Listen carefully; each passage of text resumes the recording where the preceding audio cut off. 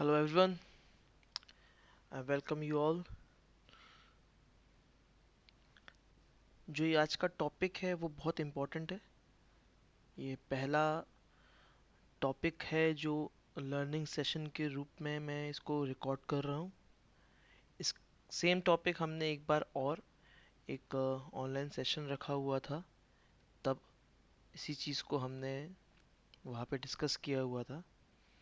But आज इसको record कर रहा हूँ ताकि बार बार सेशन लेने से अच्छा एक बार रिकॉर्डेड कोई चीज़ हमारे पास अवेलेबल हो जाए, तो बहुत से लोग इसका फ़ायदा ले सकते हैं।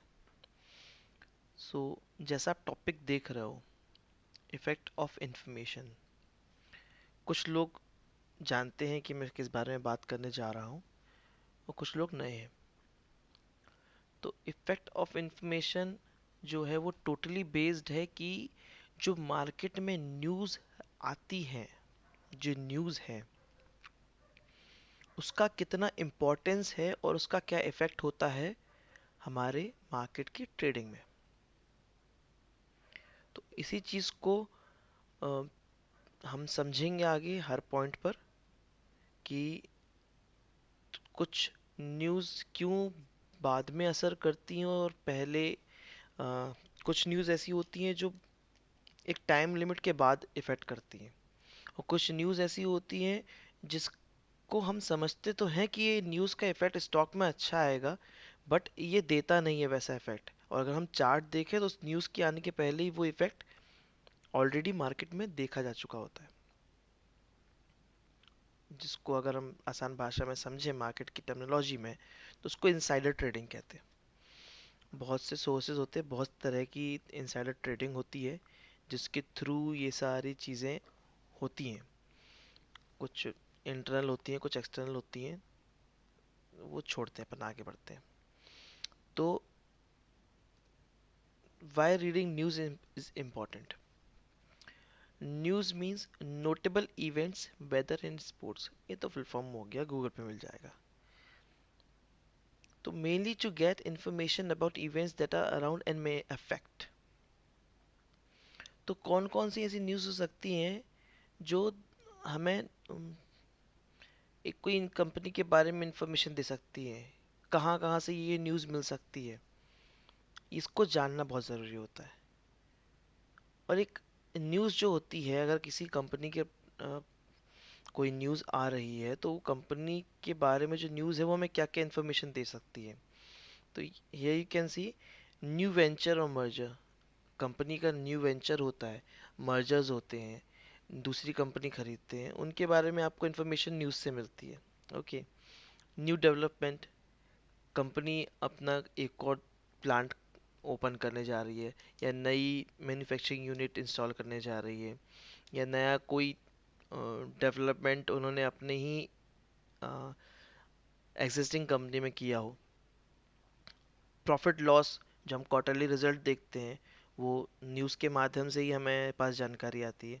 एनीथिंग विच विल डायरेक्टली और indirectly affect the revenue generation of the company, मतलब ऐसी कोई भी न्यूज़ जिसका डायरेक्टली संबंध हो या इनडायरेक्टली संबंध हो कंपनी की प्रॉफिट और लॉस पर, या कंपनी के रेवेन्यू जनरेशन पर।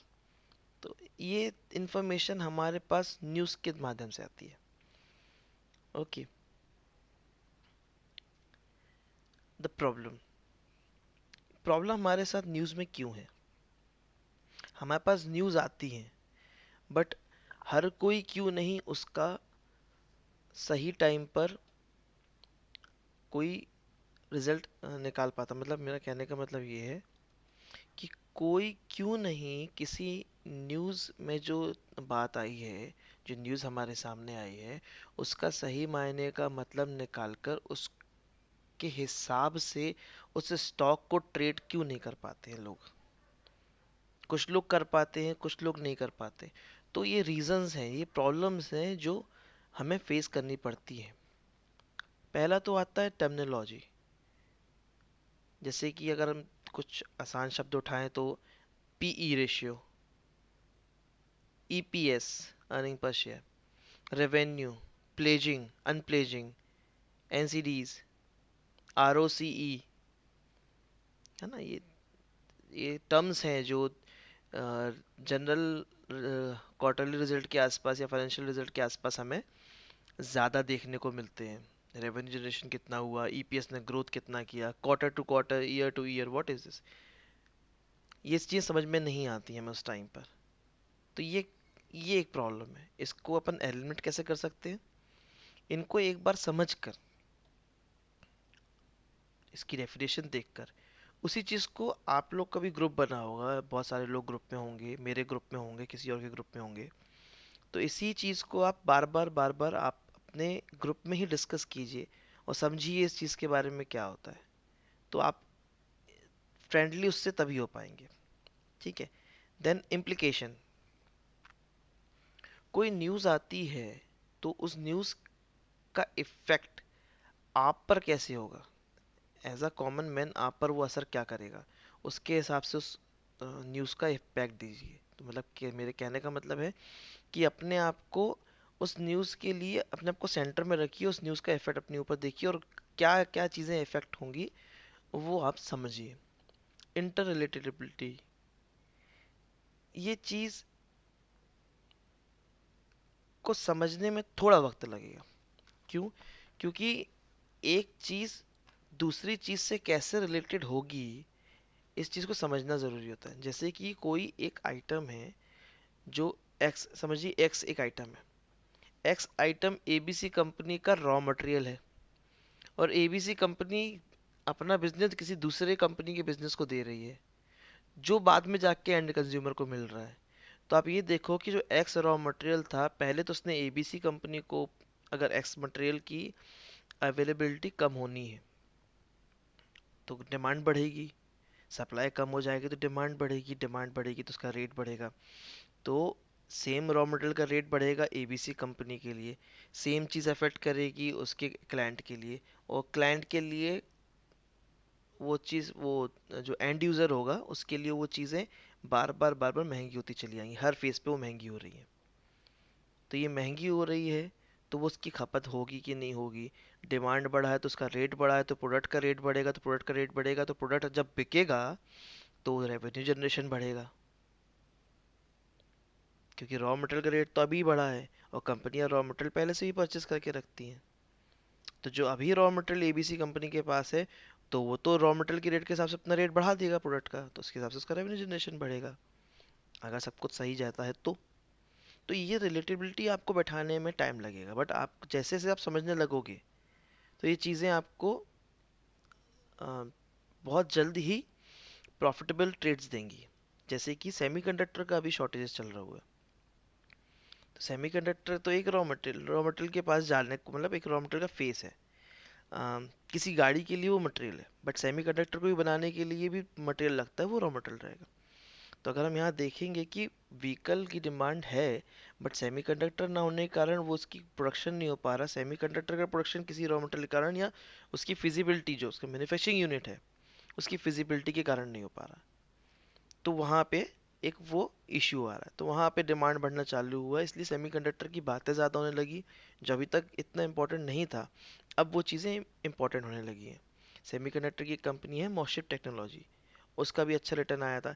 एक एस पी ई एल का की कंपनी है स्पेल सेमीकंडक्टर्स, वो कंटिन्यू 28 रुपये से अपर सर्किट पे चल रही है, 95 रुपये आज उसका रेट है, और उसको 130 रुपये तक का टारगेट दिखाया जा रहा है अभी बहुत से लोगों के द्वारा।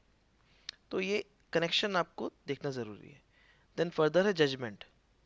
जजमेंट इज पॉजिटिव और नेगेटिव, किसी न्यूज़ का इम्पैक्ट पॉजिटिव है कि नेगेटिव है ये जज करना है, और जज करने के लिए आपको उसको समझना पड़ेगा, समझने के लिए उसकी इन डेप्थ में जाना पड़ेगा, उसके एंड कंज्यूमर्स को देखना पड़ेगा। तो है सारी वो चेन, लेकिन हर चेन का हर पॉइंट आपको पता होना चाहिए, उसके डीप इंफॉर्मेशन होनी चाहिए। अगर आप हल्की इंफॉर्मेशन भी रखते हैं तो भी एक बहुत अच्छे परिणाम तक आप पहुंच सकते हो, एक बहुत अच्छे क्या बोलना चाहिए इसको, एक ऑप्शन तक पहुंच सकते हो। देन फर्दर है डिस्ट्रीब्यूशन। जैसे कि अभी अपन ने बात की इंटर रिलेटिविटी में कि कोई रॉ मटेरियल एंड कंज्यूमर तक के लिए कैसे इफेक्ट कर रहा है, तो वैसे ही रॉ मटेरियल का कोई भी रॉ मटेरियल का कोई भी अगर, अब देखो सेमीकंडक्टर इज इलेक्ट्रॉनिक सेक्टर, ठीक है, और वो इफेक्ट कर रहा है ऑटोमोबाइल सेक्टर को। तो एक कोई सेक्टर दूसरे सेक्टर को कैसे इफेक्ट कर रहा है, या एक कंपनी दूसरे कंपनी को कैसे इफेक्ट करेगी।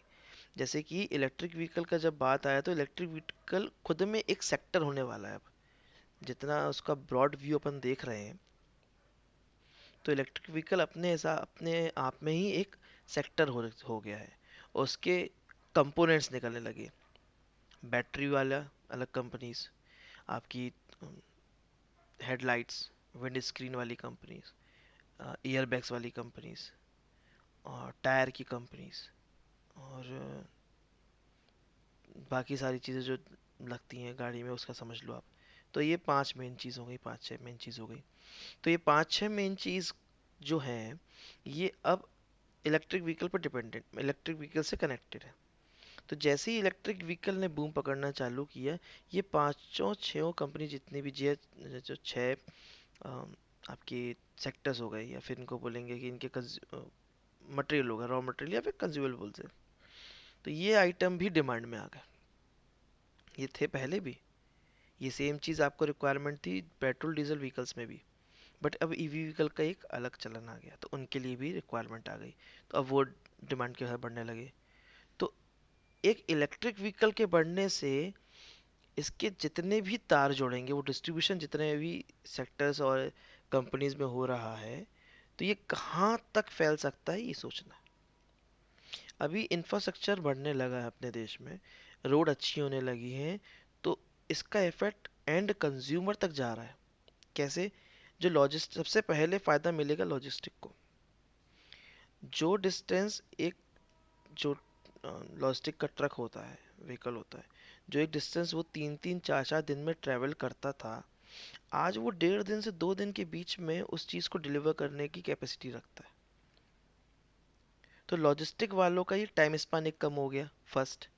सेकंड, रोड की अच्छी कंडीशन ना होने के कारण उनके व्हीकल्स को मेंटेनेंस रिपेयर का बर्डन होता था, उस कॉस्ट का। आज वो मेंटेनेंस और रिपेयर कम होने लगा है, वो कॉस्ट बचने लगा। तो ये कॉस्ट बचने लगा, तो कंपटीशन में अगर अपन अब बात करेंगे, तो कंपटीशन में हर लॉजिस्टिक कंपनी इस रेट जो इनका कॉस्ट कम हुआ है, उसको वो सेम इम्पैक्ट करेगी रेट में। कहीं भी वो टेंडर डालेगी तो रेट और कम कोट करेगी। रेट कम कोट होगा तो प्रोडक्शन जिसने किया है, जिसने अगर समझ लो अगर मैन्युफैक्चरिंग यूनिट की बात करें, ये एफएमसीजी सेक्टर की बात करें, तो एफएमसीजी सेक्टर के जो कॉस्ट कम हो गया, जो अब लॉजिस्टिक ने जो आपको रेट कोट किया, पहले समझ लो अगर 1,000 रुपये बोलता था, अब वो अगर 800 रुपये बोल रहा है, तो 200 रुपये वहाँ भी उसके बच गए मैन्युफैक्चरिंग यूनिट के। उसको लॉजिस्टिक में 200 रुपये कम देने पड़ रहे हैं अब, या समझ लीजिए 20% कम देना पड़ रहा है उसको अब। उसको 20% कम देना पड़ रहा है, तो वो भी तो अपना 20% कम कर सकता है, क्योंकि उसको मार्केट में सस्टेन करना है। तो उसको एक वो प्राइस रखना है जो आगे चलकर कंज्यूमर को दिक्कत ना करे, कंज्यूमर उसके प्रोडक्ट को ज़्यादा खरीदे। तो वो अपने प्रॉफिट मार्जिन को तो मेंटेन करेगा, बट जो यहाँ 20% उसका रेट कम हुआ है, उससे एटलीस्ट वो 15% या 12% तो अपना रेट कम करेगा प्रोडक्ट का। और बाकी चीज़ों में वो एक्सपांड कर सकता है।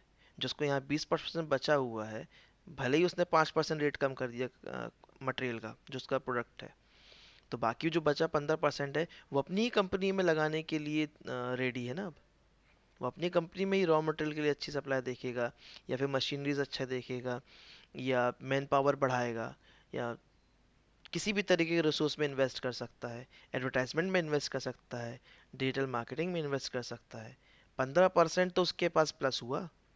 अब समझ लीजिए मैं बोलता हूँ कि 10% उसने राहत दे दी कंज्यूमर को, तो कंज्यूमर भी खुश, 10% कम हो गया। तो एक सिर्फ एक सेक्टर, मतलब इंफ्रा को अच्छा करने से उसकी इतनी बड़ी चेन, सिर्फ मैन्युफैक्चरिंग की हम बात कर रहे हैं, ट्रैवलिंग की बात हमने नहीं करी, हमने नॉर्मल टूरिज्म की बात नहीं करी, हमने फार्मर्स के लिए बात नहीं करी इसमें, क्योंकि इंफ्रास्ट्रक्चर बढ़ रहा है तो फार्मर्स को भी कनेक्टिविटी बहुत अच्छी मिल रही है। हर गांव कनेक्ट हो रहा है, तो उनको भी बेचने के लिए अब वो शहर में जब कोई ये लेके आएंगे, उनका जो अनाज है वो लेके आएंगे, तो उनको भी तो टाइम कम लगेगा, कनेक्टिविटी अच्छी है उनके लिए। अब डायरेक्ट डीलर भी अब डायरेक्ट फार्मर से कनेक्ट कर सकते हैं क्योंकि इनकी कनेक्टिविटी मिल गई है। तो बहुत सारी चीज़ें, तो ये डिस्ट्रीब्यूशन उसी तरीके से चलता है। Another one is filtration. News हर तरह की होती है, strong news, weak news, neutral news. Strong news और वीक न्यूज़ और न्यूट्रल न्यूज़ को आपको खुद को ही फिल्टर आउट करना पड़ेगा। न्यूज़ तो हजार आती है दिन में, बट आपको कौन सी न्यूज़ से मतलब है, आपको कौन सी न्यूज़ फ़ायदा देगी, वो आपको देखना होता है। ओके, सो ये प्रॉब्लम है। एलिमिनेशन का भी तरीका आपको बता दिया कि इन प्रॉब्लम्स को आपको एलिमिनेट कैसे करना है। जब आप इन सबको करोगे तो चीज़ों को समझने की आपकी कैपेसिटी बढ़ने लगेगी। आप रोज उस चीज़ों को पढ़ने लगोगे तो आपको समझ में ज़्यादा आने लगेगा, राइट। सो अभी दो तीन एग्जांपल देखते हैं जो मैंने शुरुआत के दिनों में, मतलब जो कोरोना के बाद का पीरियड था, उस टाइम पे मैंने ये सब चीज़ें देखी थी और उसी पर बेस्ड है मेरा ये पूरा न्यूज़ का जो मेरी थ्योरी है। ओके, सो देखते हैं उसको अब आगे। सो सबसे पहले है रिलायंस इंडस्ट्रीज के लिए। इसमें ऐसा हुआ था कि मार्च 2020 के आसपास, कोरोना के टाइम पर ही, एक न्यूज़ आउट हुई थी कि फेसबुक रिलायंस में स्टैक एक्वायर करने वाला है।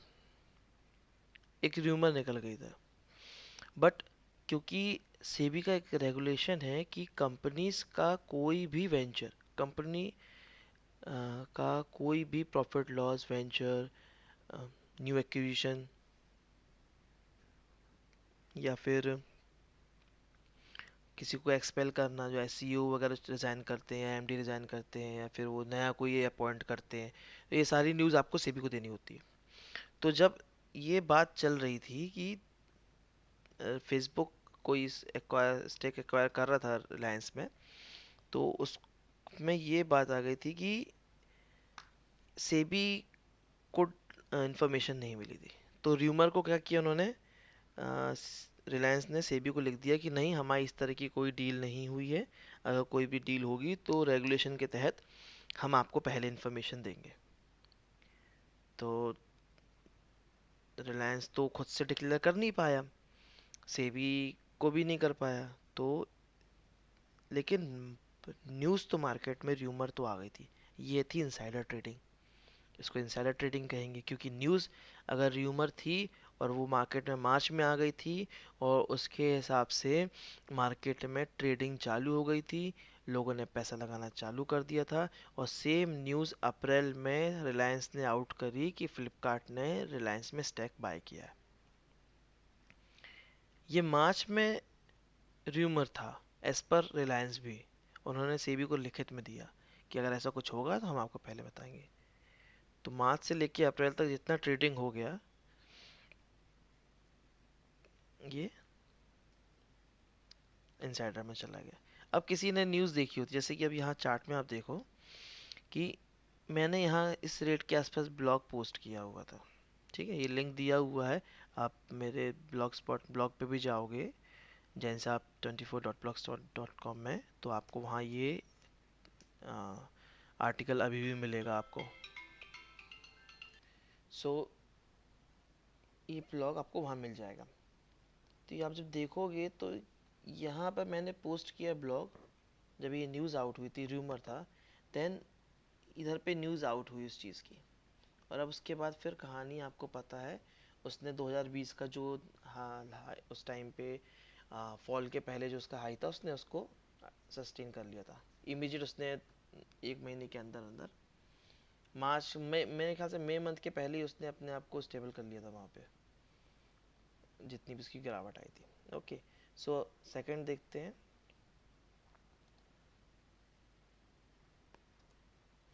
Effect of sugar news in the market. तो ये भी मार्च 2020 की बात है।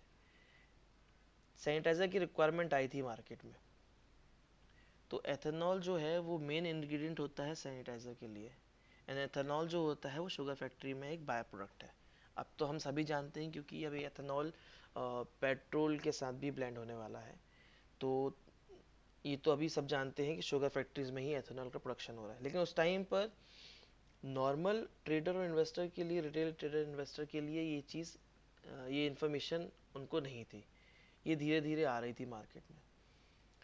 तो 31 मार्च को ये प्राइस थे स्टॉक के, और ये मैंने जो पोस्ट था, ये ब्लॉग है, ये यहाँ पे कुछ मीठा हो जाए शुगर इंडस्ट्रीज करके मैंने एक ब्लॉग पोस्ट किया हुआ था। तो उस ब्लॉग में आप देखोगे तो इन स्टॉक्स के बारे में लिखा हुआ था और ये इन्फॉर्मेशन मैंने दी हुई थी। ये भी मुझे न्यूज़ के मिली, थ्रू माध्यम से मिली थी। जैसे ही मैंने देखा इस न्यूज़ को तो मैंने ये सारे शुगर के सेक्टर, शुगर सेक्टर के सारे मैंने स्टॉक निकाले और इन लिस्ट निकाल के मैंने सबको दी थी।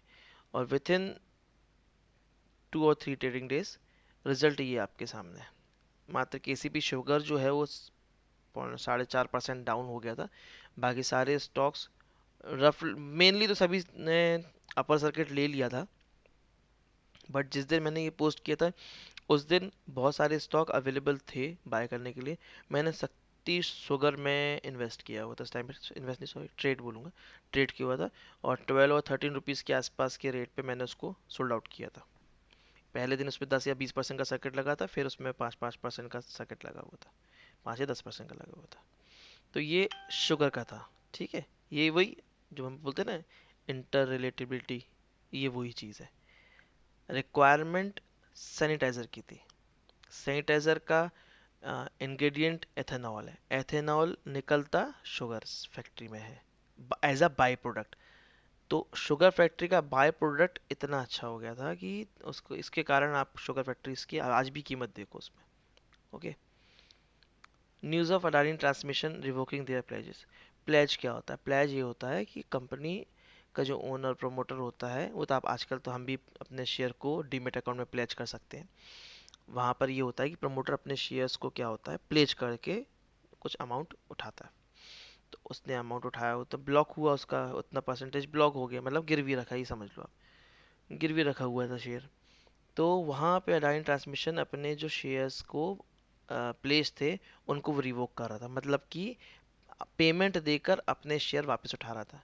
तो ये एक पॉजिटिव होता है, जब एक कंपनी अपने गिरवी रखे हुए शेयर्स को उठाएगी वापस, तो ये समझा जाता है कि उसको मुनाफा हो रहा है और वो धीरे धीरे अपने अच्छे स्तर पर आ रहा है। तो ये जब हुआ था तो मेरे ख्याल से हम्म, बहुत ही नीचे रेट पे था, 200 रुपए के आसपास रेट पे था। और आज जिस टाइम पे मैंने ये वर्कआउट किया था, अक्टूबर 2021 के आसपास है, तो इसने 968% का रिटर्न दिया हुआ था। ओके। तो यहाँ भी आप देखो कि एक न्यूज़, सिंपल सी न्यूज़ है, कोई अलग से कुछ नहीं, सिंपल सा था कि एक अडानी ट्रांसमिशन जो कंपनी है वो अपने प्लेज शेयर को अनप्लेज कर रही है, उनको रिवोक कर रही है।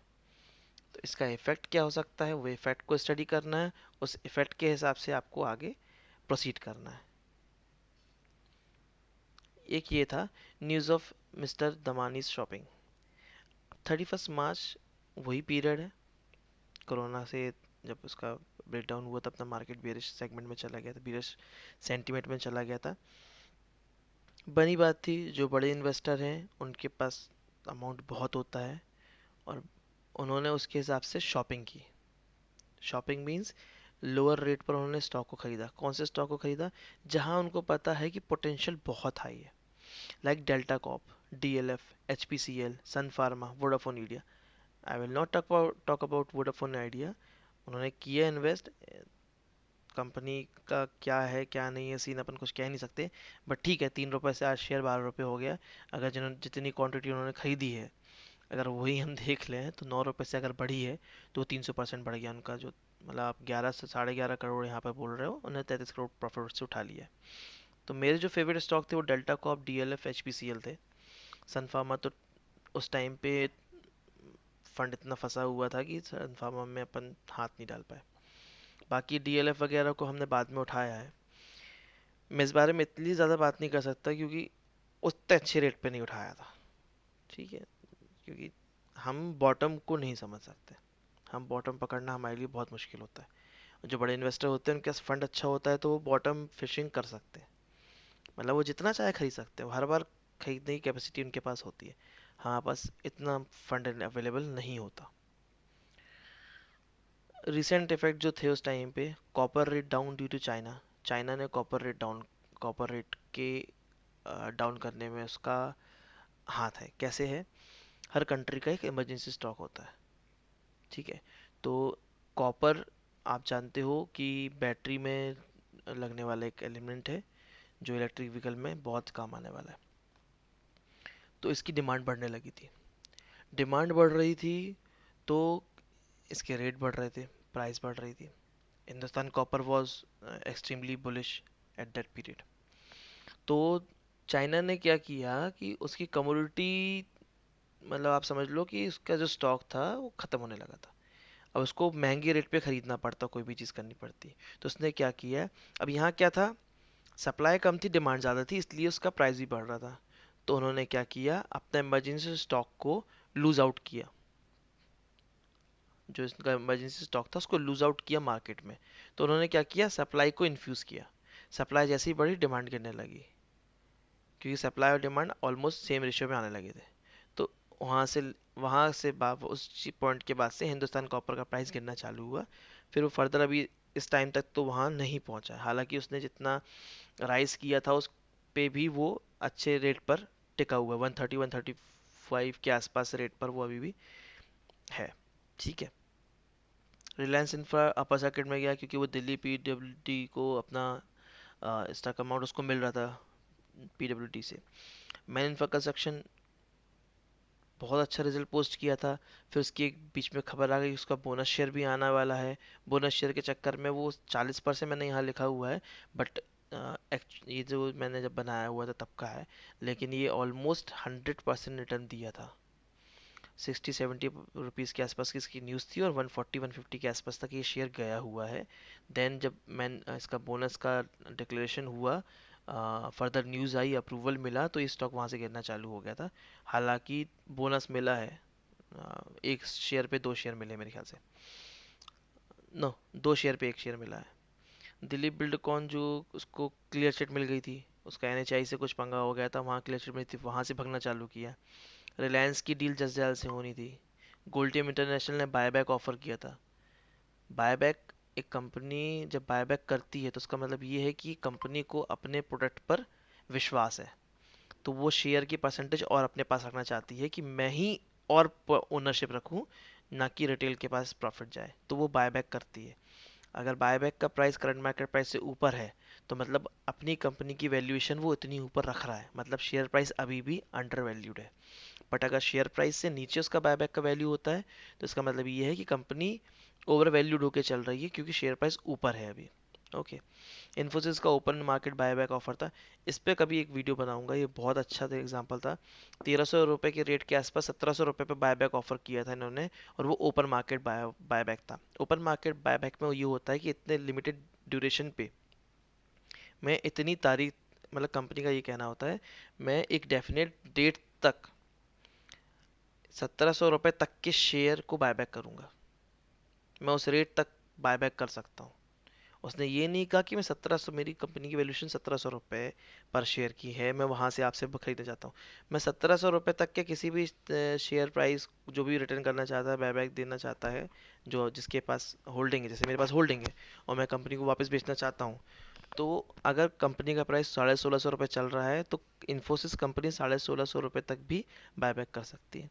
सुएज कनाल एक बहुत अच्छा एग्जांपल है न्यूज़ का। इसके कारण बहुत सारा ट्रांसपोर्टेशन रुक गया था। जो सुएज कनाल के आसपास जितना भी ट्रांसपोर्टेशन हुआ था बाय शिप्स, तो वो स्टक हो गया था। तो ये सप्लाई वहाँ तक नहीं पहुँच पाई, जिसके कारण डिमांड बहुत ज़्यादा इंक्रीज हो गई थी। माई टेस्टिंग मेथड, कोई भी न्यूज़ का मैं ये 5 पॉइंट देख लेता हूँ। कोई भी न्यूज़ आई है तो वो न्यूज़ उस पर्टिकुलर स्टॉक पे क्या इफेक्ट करेगी, उस पर्टिकुलर सेक्टर पे क्या करेगी, उसी चीज़ का दूसरे सेक्टर या स्टॉक पर क्या असर होगा, इसका इफेक्टिव पीरियड कितना है।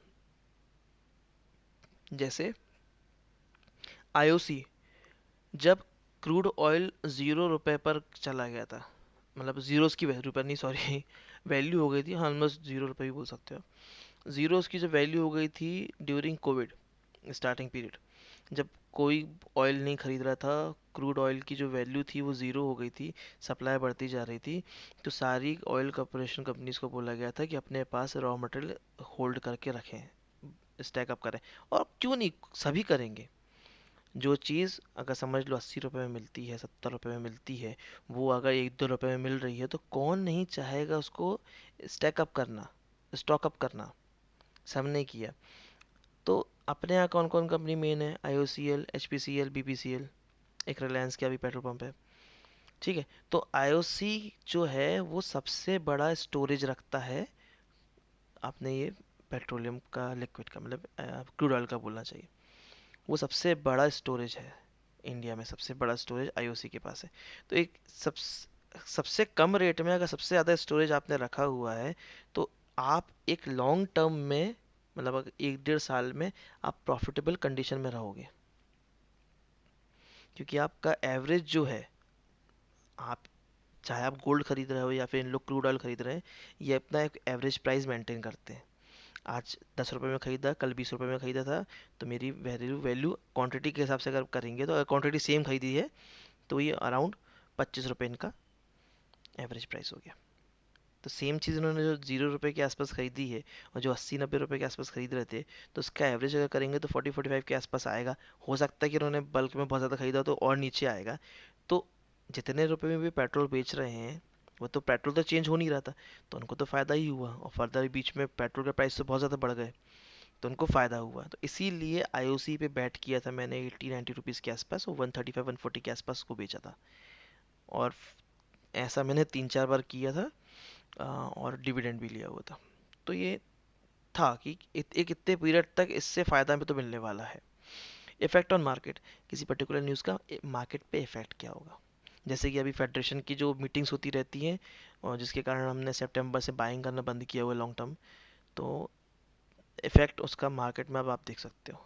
इस तरह की जो बिकवाली चल रही है वो देखते ही बन रही है अभी। नेक्स्ट है,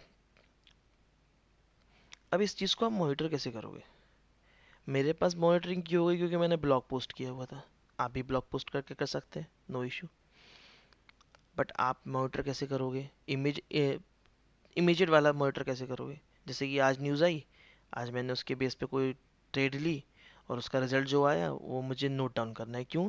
क्योंकि मुझे देखना है कि मैं गलती कहाँ कर रहा हूँ। मैंने आपको बताया था ना, strong news, weak news, filtration करना है, डिस्ट्रीब्यूशन कहाँ तक जाएगा। तो अगर वो न्यूज़ आपके पास स्टोर रहेगी, तो आप हमेशा ये सोच पाओगे, हाँ ये वाली न्यूज़ थी, यहाँ से मैंने अगर इसको पकड़ा होता सही तो ये इस तरीके से हो सकती थी। या फिर आपको हो सकता है 2-3 महीने बाद आपको समझ में आए कि इसका डिस्ट्रीब्यूशन कैसे हो रहा है, तो आप क्या करोगे वहाँ पे, उस चीज़ को आप वहाँ से कनेक्ट करोगे कि हाँ डिस्ट्रीब्यूशन ये, हाँ ये न्यूज़ आई थी, इसका डिस्ट्रीब्यूशन ये रहेगा, उसका पर्टिकुलर स्टॉक ये है, तो इसमें ट्रेड कर सकते हैं। एक चीज़ वो कर सकते हो कि न्यूज़ को कंटेन करके रख सकते हो अपने पास, किसी किसी चीज़ में रखो, या फिर कहीं नोट डाउन करके रखो, कोई रिकॉर्ड बना के रखो उसका, राइट। और उनके डेटा को इस तरीके से देखो, 1-2 महीने, 3-4 महीने में आप सक्सेस पाओगे। धीरे धीरे धीरे करो आप, लेकिन करना पड़ेगा आपको। आप सोचो कि मैं पेपर ट्रेडिंग कर लूँ तो उसमें मुझे फ़ायदा मिल जाएगा, नहीं। पेपर ट्रेडिंग से फ़ायदा सिर्फ इसका मिलता है कि आप हैंडी हो जाते हो किसी चीज़ को करने में। बट जो इमोशंस, जो सेंटिमेंट्स आपको कंट्रोल करने होते हैं ड्यूरिंग ट्रेड, जब आपका रियल मनी लगा होता है, तो वो तो सिर्फ आप तभी कर सकते हो जब आप रियल मनी लगाते हो। ठीक है, तो ये सक्सेस अगर आपको पाना है तो ये आपको करना होगा। Record the information you get from experiment, each and every trade should be recorded and data of this practical training should be maintained. तो टेबल आप बनाओगे, आप नोट डाउन करो, मैंने एक ट्रेड लिया था, फेल हुआ कि पास हुआ, पास हुआ तो क्यों पास हुआ, फेल हुआ तो क्यों पास हुआ, फेल हुआ तो क्या लर्निंग थी, पास हुआ तो और क्या उस पे इम्प्लीमेंट कर सकते हैं, और क्या इम्प्रूवमेंट कर सकते हैं। माई डिस्कवरीज, ये टेस्टिंग जो मैंने अभी आपको बोली, ये वाली, इससे मैंने क्या सीखा? I learn the price action. Price का इफेक्ट न्यूज़ कब आती है, उस टाइम पर ही क्यों प्राइस का मूवमेंट हुआ, वहीं क्यों सपोर्ट बना। अगर पैटर्न देखोगे किसी स्टॉक का, तो उसी पैटर्न पे क्यों वो न्यूज़ आई। जैसे एक ABFRL का स्टॉक था, वो अपने रेजिस्टेंस के पास था, 2-3 बार ट्राई कर चुका था, ब्रेकआउट नहीं दे रहा था। अगली बार वो रेजिस्टेंस के पास आया, कंपनी ने एक न्यूज़ छोड़ी बहुत ही शानदार, जैसे ही वो न्यूज़ आई, बूम, वो रेजिस्टेंस क्रॉस हो गया। हालांकि तुरंत उसने रिट्रेस किया 3 दिन बाद उसको, और वापस वो अपने पैटर्न के अंदर आया, बट वो ब्रेकआउट मिला। और वो रेजिस्टेंस के पास ही क्यों मिला, वो बीच में क्यों कभी नहीं आया। या कोई स्टॉक गिर रहा है गिर रहा है गिर रहा है, पैटर्न के पास आया, उसका एक सपोर्ट का न्यूज़ आ गया, कोई सपोर्टिव न्यूज़ आ गई, उसने सपोर्ट ले लिया। Okay, I started finding out potential stock. News देखता हूँ तो न्यूज़ के थ्रू पोटेंशियल मिलता है, उस कंपनी के बारे में इंफॉर्मेशन गैदर होती है। जैसे कि अभी मैं कह दूं, रिलायंस इंडस्ट्रीज आगे चल के 3 से 4 हज़ार रुपये का स्टॉक हो जाएगा। क्यों कह पा रहा हूँ ये? रिलायंस हर जगह अपना वेंचर कर रहा है, चाहे वो ग्रीन एनर्जी हो, चाहे वो आपका FMCG सेक्टर हो, चाहे आपका कंज्यूमर का सेक्टर हो, चाहे आपका वो जो बिग बाजार वाला सेक्टर हो, अप्रैल का सेक्टर हो। किसी चीज में भी, जो भी चीज है उसमें हाथ डाला है उसने, जस्ट डायल को परचेस किया है। तो उसने क्या किया हुआ है, गिरे हुए मार्केट में गिरी हुई वैल्यूएशन पे कंपनीज को परचेस किया हुआ है। उसने उन पर कंपनी को परचेस किया हुआ है जिनमें पोटेंशियल है आगे जाके। Just dial is a good potential. उसने बहुत सारी कंपनीज को बाय किया हुआ है जो आगे चल के एक अच्छा प्रॉफिट उसको देंगी, और जब उसको प्रॉफिट अच्छा मिलेगा तो कंपनी और अच्छा ग्रो करेगी। और जैसे ही उसको जियो को बाहर साइड में निकालना होगा, मतलब एक्सक्लूड करके उसका खुद का IPO लाना होगा, तो रिलायंस से जब भी उसको आउट करेगी, तो रिलायंस के जो शेयर होल्डर्स है में भी उनको कुछ ना कुछ मिलेगा जियो का। तो अभी से कुछ नहीं तो 5 स्टॉक तो लेके रखिए, 10,000 का स्टॉक ही होते हैं वो, कोई इशू नहीं है। एक ही स्टॉक लेके रखिए, 2 स्टॉक लेके रखिए, राइट। तो I learn to estimate about market condition on beforehand. News देखने से, क्योंकि एफओ फेडरेशन की जो FOMC की न्यूज़ थी, वो मुझे न्यूज़ देखने से मिली। बहुत सारे टेलीग्राम चैनल्स पे जुड़ा हुआ हूँ, बहुत सारे व्हाट्सएप ग्रुप पे जुड़ा हुआ हूँ, तो वहाँ से इन्फॉर्मेशन मिलती रहती है। तो मैं न्यूज़ वहाँ पे देख के उसको कंफर्म करता हूँ कहीं ना कहीं से, क्योंकि र्यूमर्स भी होते हैं, और र्यूमर्स के कारण नहीं चाहता मैं कि अपनी कोई पोजीशन डिसॉल्व करूँ। तो उसको कंफर्म करता हूँ, कंफर्म करने के बाद उसको उस पर फिर एक्ट करता हूँ। आप लोग के साथ भी शेयर करता हूँ अपने फेसबुक के पेज पे, ट्विटर पेज पर। तो मैं एस्टिमेट कर पाता हूँ कि मार्केट की कंडीशन आगे क्या होगी, बुलिश रहेगा, बेयरिश रहेगा। अ, उसमें भी थोड़ा प्राइस एक्शन लगाना पड़ता है, सपोर्ट देखने पड़ते हैं। This is the most important take away that everyone has to remember. Conclusion. News plays a very important role in catching the right fish at the right time if you want to buy a stock on high price and sell it on low price, जो कि बहुत से लोग करते हैं। अभी भी retailers फंसे हैं 18,000 18,500 के रेट के आसपास निफ्टी से। वो इसी कारण फंसे हैं क्योंकि वो मार्केट को बुल के तौर पे देख रहे थे। 18,000 18,500 के आसपास आ गया था। बहुत सारे इंडिकेटर्स ने मार्केट को ओवरबॉट ऑलरेडी डिक्लेयर किया कर चुके थे, और कंटिन्यूसली बढ़ रहे थे स्टॉक। तो वहाँ पर, और सबसे बड़ी बात थी कि FIs कैश मार्केट में बेच रहे थे। It's been more than a month, नवंबर के बाद से, या नवंबर के मिड मिड नवंबर के आसपास से मेरे ख्याल से FIs ने बेचना चालू किया, वो कंटिन्यूसली बेच रहे हैं। तो ऐसी पोजीशन में आपको स्टॉक खरीदना नहीं चाहिए था, आपको स्टॉक को बेचना चाहिए था, या फिर होल्ड करना था अपनी पोजीशन। तो आपको न्यूज़ देखनी चाहिए, न्यूज़ के हिसाब से आपको कंक्लूड करना चाहिए कि क्या करना है क्या नहीं करना है। अभी मार्केट 16,700 के 17,600 के आसपास है, मुझे वहाँ पे सपोर्ट दिख रहा है। मैं अगर हुआ तो कल एक आधा कोई अच्छा सा SIP कर लूँ आज के रेट पे, क्योंकि फोमो भी है, रेट अच्छा है, 17,600 पे सपोर्ट है। प्रीवियस ये भी था, आपका सपोर्ट मिला हुआ था। और reverse head and shoulder painter बनने की भी उम्मीद है उसमें। तो सारी चीज़ें मिस आउट नहीं करना चाहता तो हो सकता है कि एक एसआईपी कल के रेट से चालू कर दूं। मैं आगे क्या करने वाला हूँ, मैं इस तरह के बहुत सारे अ, जो सेशंस हैं वो मैं डायरेक्ट अभी इसी तरीके से वीडियो अपलोड करूँगा। मैं कोई ऑनलाइन सेशन नहीं लूँगा अभी। तो इसी तरीके से मैं इसको वर्कआउट करता चलूँगा और कंटिन्यूसली इसी तरीके से आप लोगों के सामने कोई ना कोई टॉपिक लेके आता रहूँगा। जैसा पॉसिबल होता है और अच्छे वीडियो बनाता हूँ। अगर आपका कोई भी सजेशन हो, किसी टॉपिक पर सजेशन हो, प्लीज़ उसको कमेंट सेक्शन में डालिएगा।